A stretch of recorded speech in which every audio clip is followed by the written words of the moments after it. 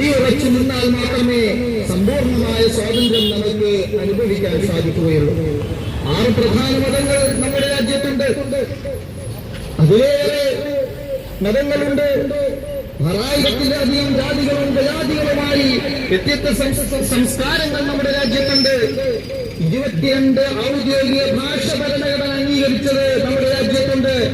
അതിലേറെ കൊളോക്കിയൽ ലാംഗ്വേജുകളായി നൂറുകണക്കിന് ഭാഷകൾ നമ്മുടെ രാജ്യത്തിന്റെ സംസ്ഥാനത്തിന്റെ ഓരോ പ്രാദേശികമായ ഭാഷകൾ തന്നെ നിരവധിയായി നമ്മുടെ രാജ്യത്തുണ്ട്.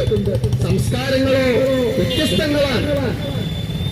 നമ്മുടെ സമൂഹത്തിലുള്ള വലിയ വലിയ വൈവിധ്യങ്ങൾ നമുക്ക് കാണാൻ സാധിക്കും. പക്ഷേ ഈ വൈവിധ്യങ്ങളും ഈ വ്യത്യാസങ്ങളും ഈ വൈശാഖ്യങ്ങളും അതെല്ലാം ഇന്ത്യ എന്ന മഹത്തായ ആശയത്തിന്റെ ഉടക്കീഴിലായി മുന്നോട്ട് പോകുമ്പോഴാണ് സമാധാനപൂർണമായ ഒരു രാജ്യത്തെ നമുക്ക് കെട്ടിപ്പടുക്കാൻ സാധിക്കുകയുള്ളൂ.